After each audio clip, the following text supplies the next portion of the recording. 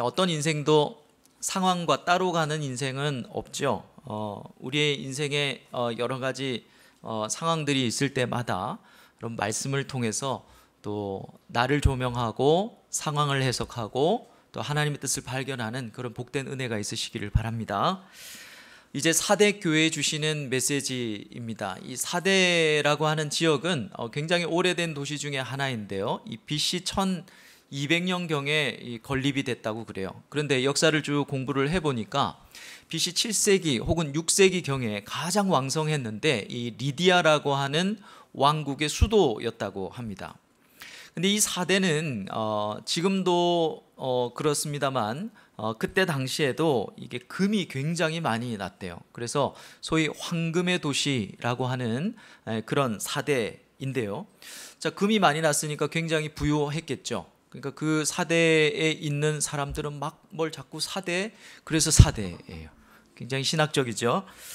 사대의 가장 이 눈에 띄는 특징 중에 하나는 그 도시 자체가 이 해발 250m 고원지대에 있는 천혜의 난공불락의 요새였다고 합니다. 그러니까 남쪽을 제외한 나머지로는 이게 점령이 불가능한 그런 도시였다고 그래요. 그런데 역사를 보면 굉장히 여러 번 점령을 당하는 것을 알 수 있습니다. 그래서 왜 그럴까라고 이렇게 찾아봤더니 그때마다 이 사대를 지키는 사람들이 이 지형적 특성만 믿고 굉장히 방심을 했다고 그래요. 그래가지고 방심한 결과 점령당하는 그런 역사를 가지고 있었다고 합니다. 이 발굴에 의하면 그 당시에 사대의 아람어로 쓰여진 어떤 이 토판들이 많은데 이 아람어는 그 당시에 유대인들의 실용 언어예요. 그러니까 유대인들이 그 당시에 헬라어를 쓴 게 아니라 아람어를 썼고 예수님도 아람어를 쓰셨습니다. 그래서 이렇게 보니까 이 사대 지역에는 다른 소아시아와 다르게 굉장히 많은 디아스포라 유대인들이 있었을 것이라고 추측을 하고요. 거기에는 아마 유대인 그리스도인들도 포함되어 있었겠죠. 그러니까 사대 교회는 그 당시에 꽤 큰 교회 공동체를 갖고 있었을 겁니다. 그렇게 추측을 해요. 이 사대 교회는 이런 도시의 굉장히 부요함, 그리고 사대에는 핍박이 있었다는 기록이 없습니다. 그러니까 굉장히 부요함 속에서 교회가 어떻습니까? 굉장히 큰 공동체로 영향력을 행사하면서 또 사람들에게 좋은 칭찬을 듣고 했지만 이런 이교적 문화 속에서 이 세속화가 교회 안에 많이 들어왔죠. 그래서 교회가 그런 세속화의 어려움들을 겪고 있었던 교회라고 보면 됩니다. 자, 이런 사대 교회에 예수님께서 뭐라고 자기를 소개하시는가? 1절의 말씀에 보니까 하나님의 일곱 영과 일곱 별을 가지신 이라고 이렇게 소개를 하고 계시죠. 내 행위를 내가 아노니 내가 살았다 하는 이름은 가졌으나 죽은 자로다. 자, 예수님이 뭐라고 소개합니까? 일곱 영과 일곱 별을 가지신 이다 이렇게 소개를 하죠. 일곱 영은 뭐라 그랬죠? 성령을 의미합니다. 그리고 일곱 별은 요한계시록에서 별은 천사는 뭐라 그랬습니까? 교회, 이 지상의 교회의 천상적 표현, 이게 별 혹은 천사 이렇게 표현된다고 그랬죠. 자, 그러니까 예수님이 지금 성령과 천상의 교회를 주관하시는 분으로 지상의 교회인 사대 교회의 메시지를 전하고 있는 겁니다. 이 구조를 잘 기억하십시오. 성령과 이 천상의 교회를 가지신 분이 지상의 교회의 메시지를 전한다. 이 말은 무슨 말이냐면 이 모든 소아시아의 일곱 교회에 보내는 편지에 공통적으로 드러나는 특징이 이건데요. 여기에 예수님의 담긴 마음은 뭐냐면 성령과 천상의 교회와 지상의 교회가 어떤 관계인지를 알기를 원하시는 거예요. 그걸 7번 반복해서 말씀하고 계시는 겁니다. 한마디로 뭐냐면 지상의 교회의 사명은 뭡니까?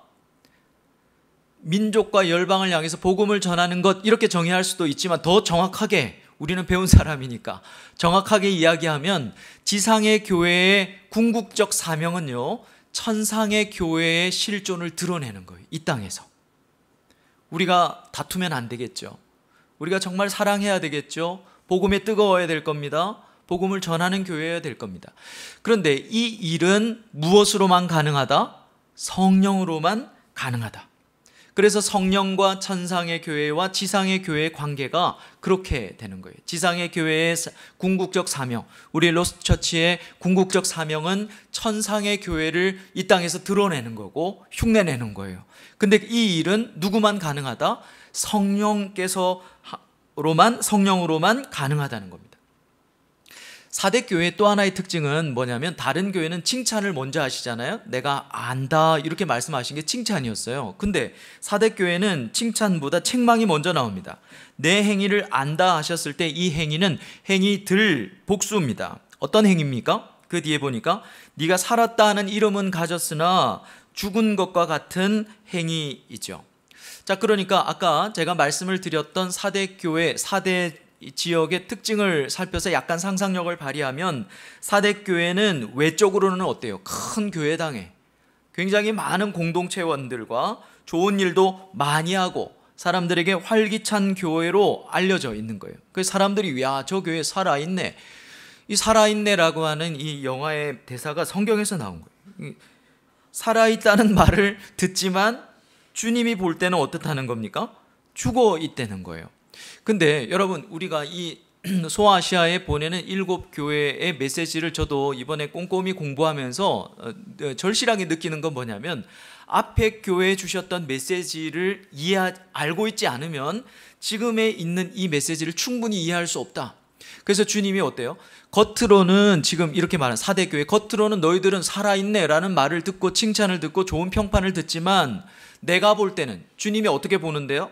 그 앞에 교회, 두아디라 교회에서 뭐라 그랬습니까? 마음과 생각을 본다 그랬죠. 그러니까 내면을 보는 내가 볼 때는 너희들은 죽어 있다, 이렇게 말씀을 하시는 것이죠. 교회나 사람이나 여러분 어떻습니까? 사람의 평판은 아무 의미가 없어요. 사는 여러분, 앞으로 살아갈 인생이 더 많을 텐데 제가 조금 더 살아보니까 사람의 평파 때문에 사람이 죽기도 하고 사람이 살기도 해요. 가장 큰 상처를 받는 것도 사람의 입이고요, 가장 크게 참 힘을 얻는 것도 사람의 입 때문이더라고요. 그런데 여러분, 우리 그리스도인들이 꼭 기억해야 될 것은 무엇입니까? 어떻게 내가 그렇게 믿었는데 저 믿었던 사람이 나한테 그렇게 말할 수 있지가 아니에요. 사람의 평판은 말은 의미가 없습니다. 여러분, 성도든 교회든 주님의 평가로만 살고 죽는다는 사실을 여러분 잊지 마시기를 바랍니다. 우리의 인생이 그런 것 같아요. 아내에게 격려를 받고 남편에게 위로를 받고 또 남친 여친에게 위로를 받는 것 좋지요.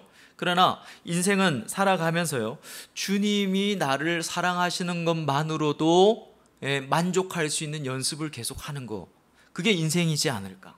주님이 나에게 전달하시는 그 고백으로만 내가 정말로 기뻐할 수 있고 만족할 수 있는 것을 훈련하는 게 인생이지 않을까. 여러분, 틀림없습니다. 지금은 우리가 주님이 주시는 것으로 만족하고 기뻐하죠. 기도 응답이나 또 하나님 주시는 생명, 건강, 또 물질, 이런 것들로 우리는 감사하면서 살아갑니다. 그죠? 그러나 언젠가는 주님이 주시는 것만으로는 살 수 없는 때가 곧 온다 그랬죠. 주님으로 만족해야 합니다. 그거 연습하는 거예요. 여러분, 이번 한 주간은 뭘로 기뻐하셨습니까? 뭘로 만족하셨습니까? 우리가 주님으로 만족하는 그런 인생이 되기를 바랍니다. 자, 이런 사대에 주님이 원하시는 게 있었어요. 2절입니다. 같이 읽어보겠습니다. 2절 시작.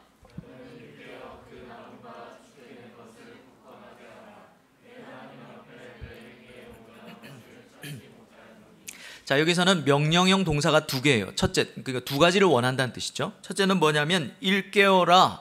일깨어라, 이 말은 뭐냐면 깨어 있어라, 우리가 아는 그 말입니다. 깨어 있어라, 계속적으로 깨어 있어라, 이렇게 명령을 내리시는 거예요. 두 번째 명령은 뭐냐면 굳건하게 하라. 이것은 강하게 하라, 견고하게 하라, 이런 의미입니다. 뭘 깨어 있어 굳건하게 강하게 하라고 말씀하십니까? 그 남은 바 죽게 된 거예요. 여러분, 이게 중요합니다. 남은 바 죽게 된 거. 자, 앞전에 지난주에 두아디라 교회에 주셨던 메시지 중에 우리가 아주 심도 있게 다뤘던 거, 남은 자라고 말했죠. 여기서 남은 바는 그 바로 렘넌트, 남은 자들이에요. 그러니까 구원받을 소수를 남은 자라 그런다 그랬죠. 그런데 어떻게 된 겁니까? 죽게 된 거예요. 자, 죽게 됐다 이 말은요, 진행적 완료형입니다. 진행적 완료형은 잊어도 되는데 이건 어떤 때 쓰는 거냐면 조치를 취하지 않으면 죽을 수도 있다가 아니고요, 반드시 죽는 상태에 있는 거, 이런 걸 진행적 완료형으로 써요. 진행은 하고 있지만 보나 안 보나 죽는 거예요. 조치를 취하지 않으면 죽는 거예요. 여러분, 오늘날 교회가 꼭 그런 것 같지 않습니까? 그런 소리 우리 참 많이 들었죠. 이렇게 계속 가면 교회가 참 소망이 없다, 이런 얘기 참 많이 들었습니다. 우리는 교회를 비판하기 위해서 모인 건 아니에요. 그러나 분명한 것은 주님이 이 종말에 교회에 뭐라고 얘기합니까? 조치를 취하지 않으면 틀림없이 죽게 되는 남은 자들이 있다는 거예요. 구원받을 자들이 있다는 겁니다. 그들에게 뭐 하라는 겁니까? 깨어있어, 그들을 깨어있어 강하게 해야 한다라고 말하는 거예요. 왜요? 안 그러면 죽으니까. 자, 이들이 왜 죽는다고 말합니까? 행위가 온전하지 못하기 때문이다 라고 말합니다. 자, 여러분, 오늘 이 본문을 공부하면서 사실은 굉장히 중요한 개념들이 많이 나와서 이걸 다 설명을 어떻게 하지 되게 고민이 됐어요. 여러분들은 행위가 온전하십니까? 행위를 가지고 얘기를 하니까 자신이 없어요. 우리는 남은 자 맞죠? 구원받을 자라고 저는 믿습니다. 그런데 죽게 된 자들이 있는데 그 자들의 특징이 뭐냐면 행위가 온전하지 못한다는 거예요.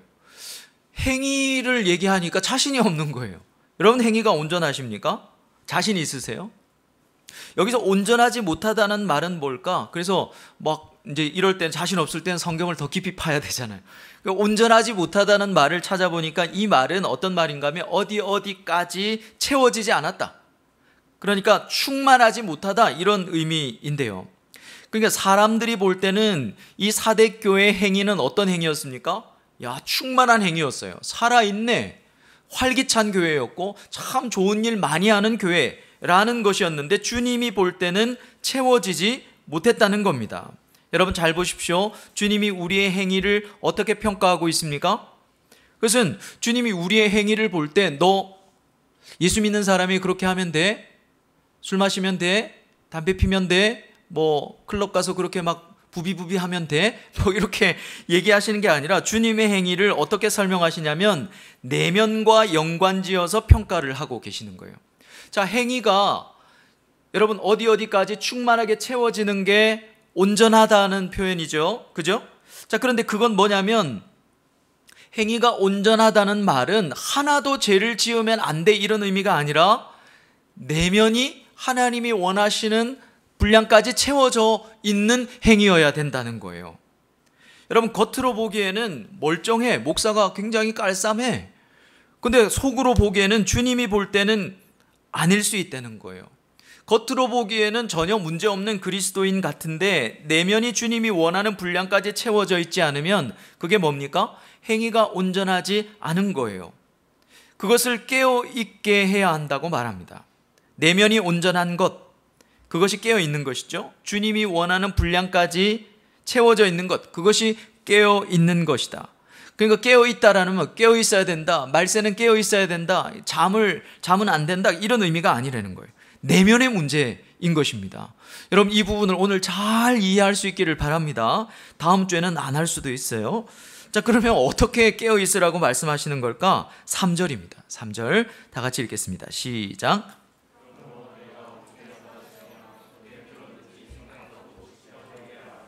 만일 일깨지 아니하면 내가 도둑같이 이르리니 어느 때에 내게 이르런지 내가 알지 못하리라. 자, 깨어있는 방법은 뭐라 그럽니까? 생각하고 지켜 회개하는 것입니다. 우리가 앞에서 봤던 뭔가 비슷한 개념이에요. 여기서 생각하라는 말은 무슨 말일까요? 기억하라는 말이에요. 똑같은 말을 쓰고 있습니다. 기억하라? 그리고 마음을 돌려라? 첫 행위를 다시 회복해내라? 그게 뭐였죠? 회개였습니다. 지금 똑같은 얘기를 하고 계시는 거예요. 그러니까 여기서 어떻게 받았는지, 어떻게 들었는지는요, 받은 복음과 받은 말씀을 말하는 겁니다. 그러니까 깨어있는 방법은 첫 번째, 깨어있으려면 뭐 하라는 겁니까? 죽어가는 남은 자들에게 이 깨어있으라는 메시지는요, 이 땅에 믿지 않는 사람들에게 얘기하는 거 아닙니다. 그냥 지옥 갈 사람들을 말하는 게 아니라 구원받을 자들인데 내버려 두면 죽을 수 있는 그런 자들에게 주시는 메시지가 깨어있으라는 말씀인데요. 이 깨어있는 방법은 뭐냐면 누가 뭐래도 첫 번째로 뭐 해야 되냐면 내가 잃어버린 복음, 내가 들었던 말씀을 다시 기억해내는 거예요. 반복적으로, 지속적으로 그 기억해낸 말씀을 굳건하게 붙들고 회개하라는 겁니다. 이게 회개였죠. 반복적으로 말씀을 기억하고 즉각적으로 마음을 돌리고 첫 번째 행위를 만들어내는 것, 그것이 회개였습니다. 우리는 회개하면 본능적으로 뭐부터 하려고 하냐, 내 뉘우침을 극도로 높이려고 정직하게 만들려고 하는 게 회개의 첫 번째 행동이에요. 그런데 주님이 원하시는 회개는 그게 아닙니다. 여러분, 그게 잘못됐다는 게 아니에요. 우리는 뉘우치는 감정이 더 진해져야 돼요. 맞죠? 그래서 우리가 어거스틴이라든지 뭐 굉장히 유명한 이 성자들이 말했던 것처럼 내 평생에 하나님 앞에 지은 죄밖에 없군요 라고 이렇게 고백할 수 있어야 합니다. 자, 그러나 주님이 회개라고 말씀하실 때 이 종말의 교회에 말씀하시는 것은 누가 뭐래도 첫 번째로 너희들이 잃어버린 말씀을 기억해내야 한다는 거예요. 이게 깨어있는 방법이고 여러분, 이것이 강해지는 방법이에요. 회개는 약한 사람들이 하는 게 아닙니다. 회개는 강한 사람들이 하는 거예요. 무슨 일만 닥치면 말씀을 자꾸 기억하려고 하는 여러분 본능적인 습관을 가져야 돼요. 이걸 길러야 합니다. 여러분, 문제가 찾아왔습니까? 그러면 하나님, 제 인생은 왜 이렇죠? 이거보다 말씀으로 자꾸 돌아가려고 하는 여러분 영적인 본능을 키워야 합니다. 하지만 이런 일이 가능할까요? 우리의 힘으로 가능할까요? 참 쉽지 않을 것 같아요. 어떻게 해야 될까? 어떻게 가능할까? 여러분, 스가랴서 4장 6절을 같이 한번 우리 잘 아는 말씀인데 읽어보겠습니다. 다 같이 시작. 그가 내가 대답하여 이르되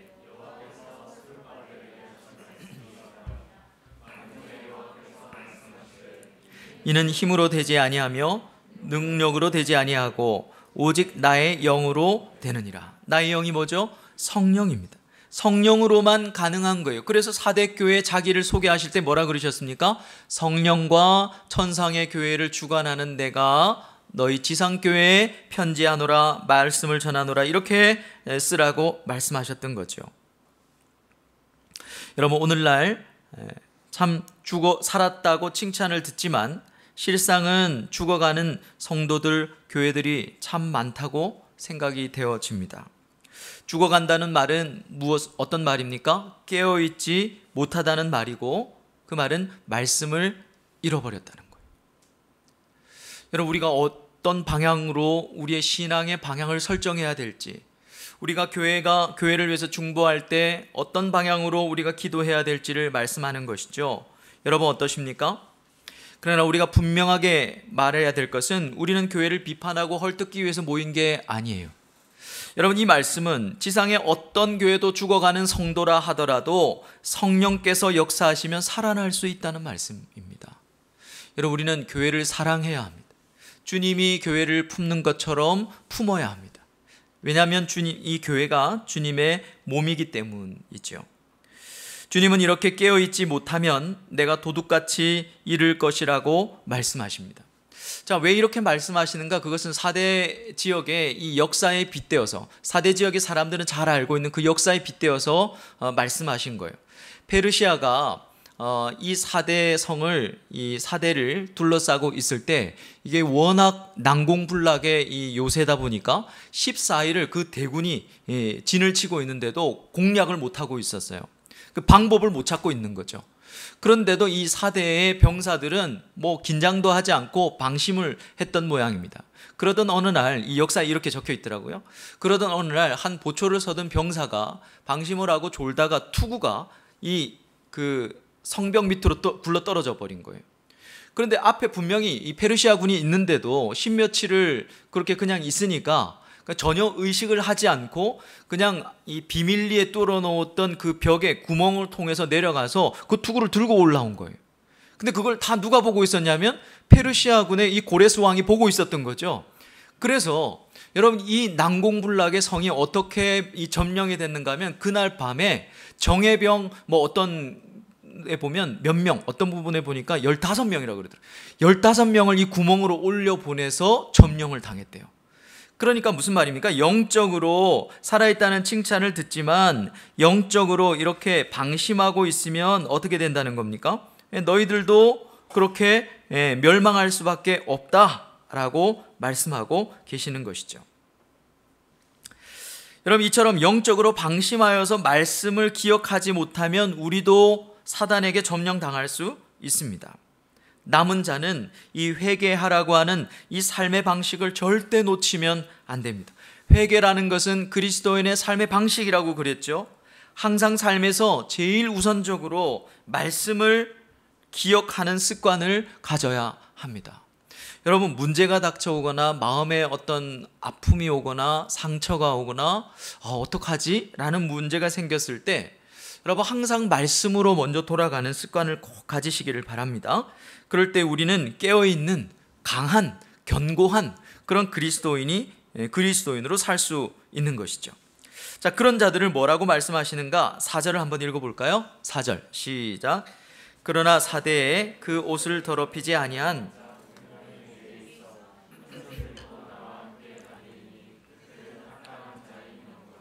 자, 여기에 보면 그 옷을 더럽히지 아니한 자 몇 명이라고 번역을 했는데 원문을 보면 이름이라고 되어 있습니다. 계속 이름이 나와요. 사대교회는 살아있다고 하지만 이미 죽은 이름, 반대로 옷을 더럽히지 않은 몇몇, 그러니까 굉장히 소수의 이름, 이렇게 또 나옵니다. 나중에는 이기는, 내가 하나님 앞에서 천사들 앞에서 이 이름을, 이러면서 계속 이름을 얘기하고 있죠. 자, 이들은 옷을 더럽히지 않은 합당한 자들이다 라고 말합니다. 여러분, 이들은 주님께서 흰옷을 입히고 다니게 될 거라고 말씀합니다. 자, 흰옷이 뭐죠? 흰옷은 그들의 행위니라 라고 말합니다.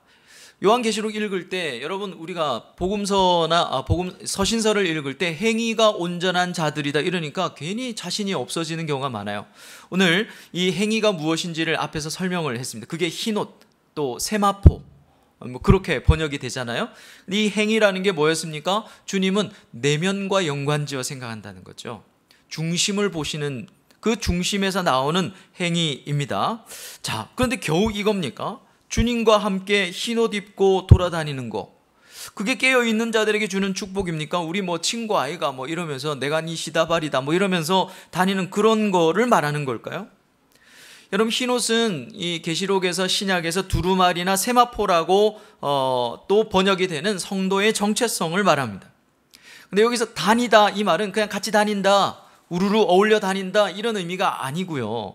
이 말씀은 창세기 3장 8절에 나온 말씀입니다.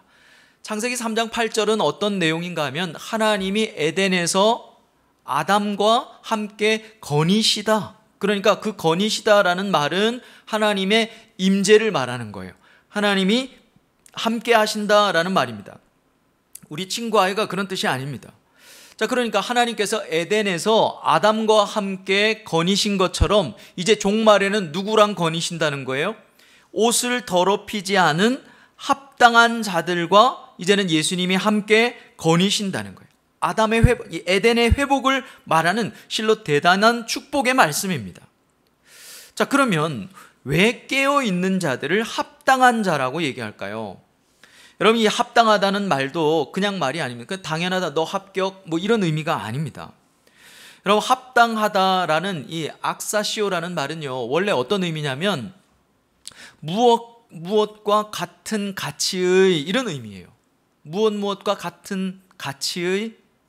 자, 그러면 예수님과 함께 거닌다 그랬으니까 합당하다, 합당한 자라는 말은 너 합격 이런 의미가 아니라 예수님과 같은 가치의 사람이라는 뜻입니다. 자, 이걸 꼭 기억하십시오. 합당하다는 말, 우리가 주님 앞에 합당한 자가 돼야 돼요. 그렇죠? 그런데 합당하다는 말은 주님이 너 참 이뻐 이런 뜻이 아니라 주님과 같은 가치의 사람 이런 뜻인데, 이거 기억해야 돼, 첫째. 그 다음에 두 번째는 이 합당하다는 말이 요한계시록에서는요, 누구에게 먼저 사용됐는가 하면 우리에게 사용되는 게 아니라 예수님에게 먼저 사용되는 말입니다. 근데 예수님에게 사용되어질 때 어떤 개념으로 사용되어지는가를 확인해 봐야 돼요. 굉장히 중요한 개념이 나옵니다.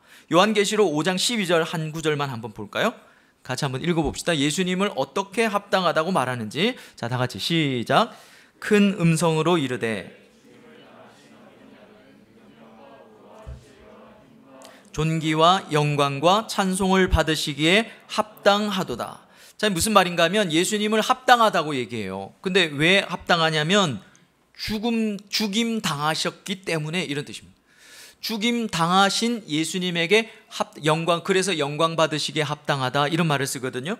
요한계시록 5장 9절도 똑같이 설명을 합니다. 자, 무슨 말인가 하면 합당하다라고 하는 이 말은요, 고난과 관련이 있는 말이에요. 그러니까 예수님과 같은 가치에 합당한 자는요, 그냥 신앙생활 잘하고 11조 잘 내고 그냥 십계명 잘 지키고 그런 의미가 아니라 반드시 합당하다는 말 안에는 뭐가 전제되어 있냐면 고난이 전제되어 있는 거예요. 고난을 빼면 합당해질 수가 없다, 이 말입니다. 인생의 고난 가운데에서도 주님처럼 사는 사람, 그게 심지어 죽음이라 하더라도 그 인생의 고난 가운데서도 주님처럼 사는 자에게 주님과 똑같은 가치가 매겨지는데 그게 합당함이라는 거예요. 주님이 하나님 앞에서 합당한 자였던 것은 아무 죄도 없었어요. 그런데도 조롱당하고 결국 죽임 당하셨잖아요. 그래서 합당하다는 말을 주님께 썼는데 우리가 합당한 자가 되려면 똑같이 인생의 고난이라는 게 반드시 전제되어 있어야 한다는 겁니다.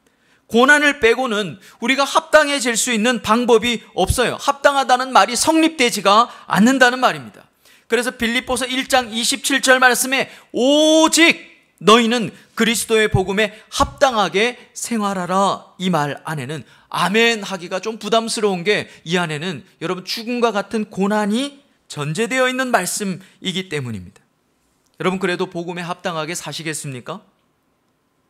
그냥 예수 믿는 사람으로 살아간다, 이렇게 성경을 그냥 도매급으로 자꾸 이해하기 시작하면 종말에 하나님이 우리를 쓰실 수가 없어요. 여러분 우리는 신학생도 아니고 신학자도 아니지만 분명하게 하나님의 말씀을 알아가야 합니다. 이 합당하다는 말은요, 복음에 합당하다는 말은 고난, 인생의 고난이 전제되어 있는 말씀이라는 거죠. 우리 이 복음에 합당하게 살 수 있을까요? 저와 여러분들은 정말로 주님께 합당한 자가 될 수 있을까요? 로스처치는 하나님이 세우셨다고 저는 믿어요. 그런데 이 교회는 정말 우리의 자녀들에게 물려줄 쯤에는 정말 하나님께 합당한 교회다, 그냥 사람들에게 살아있네 이런 얘기만 듣는 교회가 아니라 정말로 하나님이 원하시는 그런 교회로 우리가 세워갈 수 있을까? 적어도 제가 믿기로 여러분 지금 우리의 고난은 장차 온몸이 전율할 정도의 그런 영광이 될 거라고 저는 믿습니다.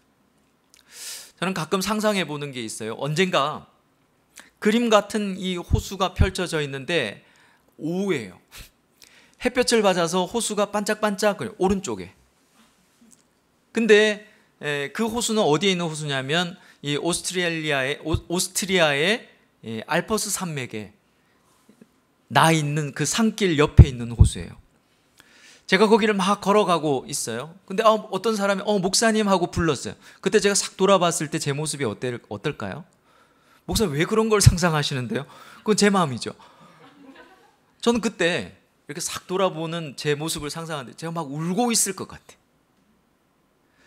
첫 번째 울고 있을 이유는 있는 것만으로도 너무나 아름다운 그 자연을 하나님께서 경험하게 하시고 누리게 하시는 그 은혜 때문이기도 하지만, 두 번째는 내 인생이 참 고난의 연속이었지만 주님이 함께 해주셨기 때문에, 주님이 함께 해주셨기 때문에 감격스러워서 저녁녘까지 눈시울이 막 이렇게 젖어 있겠구나. 참 목사님 참 로맨틱하시네요. 로맨틱이 아니라 정말 그렇게 느껴져요. 여러분 제 평생의 소원은 주님께 합당한 자가 됐으면 좋겠다라는 기도의 제목을 갖고 이번 한 주간을 막 이렇게 뒤척였던 것 같습니다. 근데 이게 참 기도가 쉽지가 않은 거예요. 왜? 합당하다는 말 안에는 내 인생의 고난을 어떻게 내가 여겨야 하고 내 인생의 고난을 어떻게 내가 다루어야 하는지를 내가 각오하고 결단을 해야 되기 때문에 그런 거예요. 여러분 고난은 짧은 제 인생에도 참 아픈 것이었습니다. 고난은 막 굉장히 거창하고 막 이렇게 그 절대 반지를 찾아가는 어떤 막 난장이들의 어떤 막 위대하고 막 거창한 삶이 아니라 제 인생의 고난은 쓰레기 매립장 같았어요. 냄새 나고요. 전혀 걷고 싶은 길이 아니에요. 그런데 이 말씀을 묵상을 하면서 이 쓰레기 매립장 같았던 내 인생의 고난도 조금 멀리 내다보니까 이 길이 그 호수가 있는 그 오스트리아의 산길로 이어져 있더라는 것이죠. 그래서 지금 힘들어도 주님이 함께 하시니까 갈 수 있겠구나. 주님의 신실함을 붙들고 나 살았으면 참 좋겠다. 주님 말씀을 기억하면서 살았으면 좋겠다. 주님의 짐을 지고 주님이 이 땅에서 나보고 하라고 하다가 오라고 하신 그 일, 그게 뭐였습니까? 사랑하고 믿고 섬기고 지난주에 인내하는 거였죠. 그런 일들을 하다가 주님 앞에 가면 서면 좋겠다라는 생각이 들었습니다. 여러분, 주님은 합당한 자와 함께 하실 거라고 하는 메시지를 우리에게 주셨다는 거 여러분 잊지 마시기를 바랍니다. 이 이기는 자에게 약속하신 축복이 있어요. 우리 5절을 같이 읽겠습니다. 다 같이 시작. 이기는 자는 이와 같이 흰옷을 입을 것이요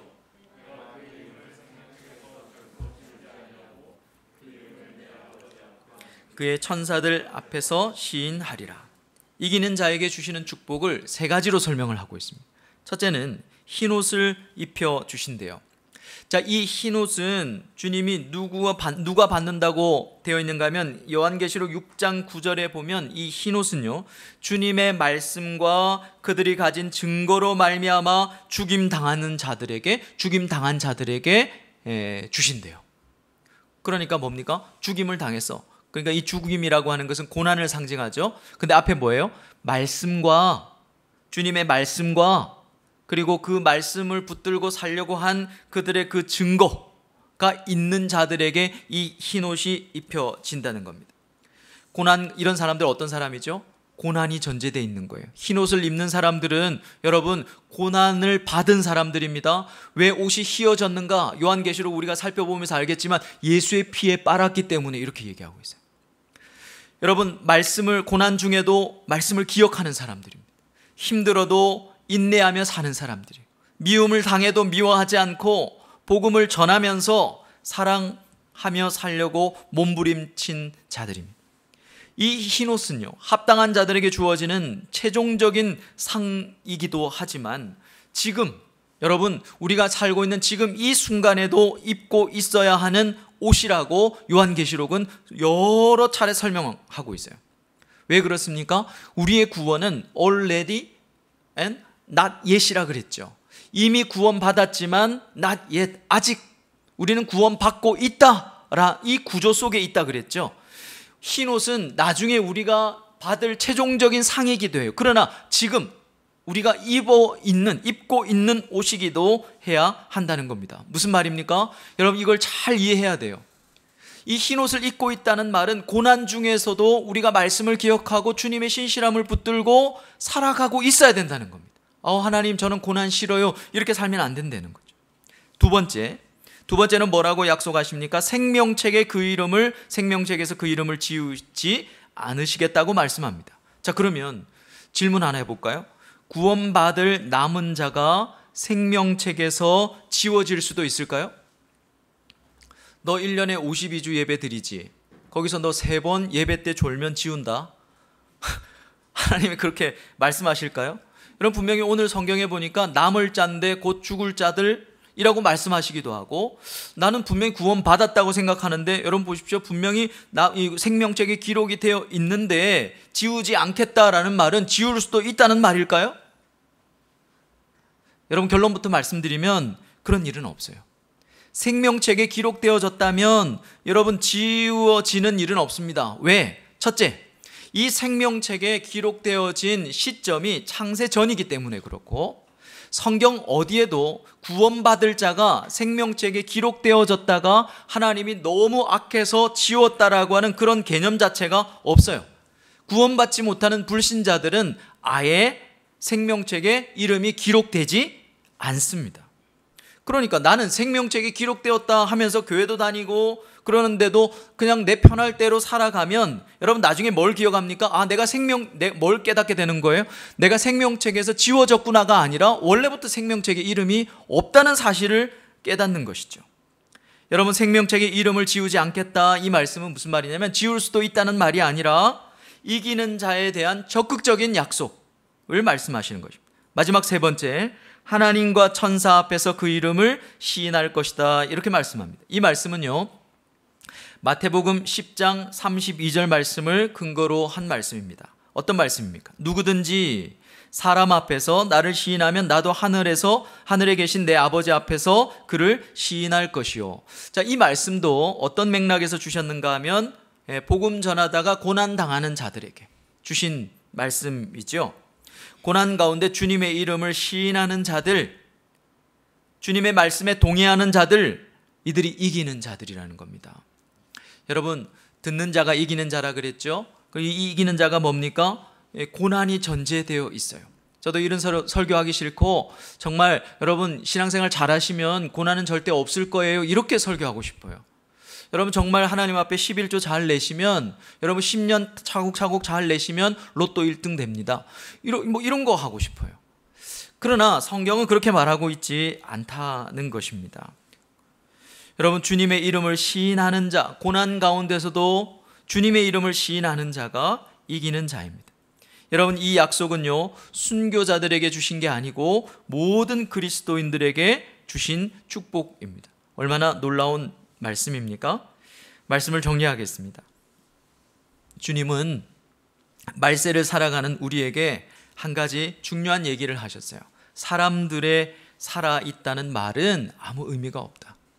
중심을 보는 내가 너희들을 봤을 때 너희들의 내면이 죽어 있으면 행위도 온전하지 않은 거야, 이렇게 말씀하세요. 중심이 사는 방법은 뭐였습니까? 깨어있는 것뿐이라 그랬습니다. 깨어있는 것뿐이다. 그 방법이 뭐였죠? 회개하는 것이었습니다. 복음과 말씀을 다시 기억함으로 지키는 것, 그것밖에는 없다 그랬어요. 그럴 때 주님은 우리를 주님과 같은 가치에 합당한 자로 여기시겠다고 말씀하십니다. 합당함은 여러분 고난 속에서 빚어지는 마치 국보와 같은 명품 도자기 같아요. 여러분, 고난 속에서 빚어지지 않는, 기가 막히게 빚었다 하더라도 그냥 그것은 그냥 매대에서 파는 도자기일 뿐입니다. 근데 고난 속에서 빚어진 것은 국보가 되는 거예요. 그렇게 우리를 합당한 자로 빚어 가시는 것이죠. 합당한 자는 주님처럼 인생의 고난 속에서도 주님의 신실하심을 붙들고 주님을 증거하며 사는 사람입니다. 주님은 이 합당한 자에게 흰옷을 입히셔서 영원히 함께 하신다고 말씀합니다. 생명책에서 절대로 지워지는 일은 없다고 말씀하시고 하나님과 천사들 앞에서 이긴 자로 추앙을 받을 것이라고 약속하십니다. 여러분, 나는 구원받을 남은 자입니까? 아니면 남은 자이긴 한데 죽어가는 삶을 살고 있습니까? 다시 말씀을 기억함으로 여러분 깨어 있어야 합니다. 오늘 주님이 우리에게 이 말씀을 하시는 거예요. 지금의 고난은 눈물겹도록 감사한 영광이 곧 될 것입니다. 성령께서 함께 하셔서 오늘 이 고난을 말씀으로 해석하십시오. 말씀을 기억함으로 여러분 지켜 사는 삶을 사십시오. 그러면 주님이 흰옷 입은 합당한 자로 우리와 영원히 함께 하시는 복을 주실 줄로 믿습니다.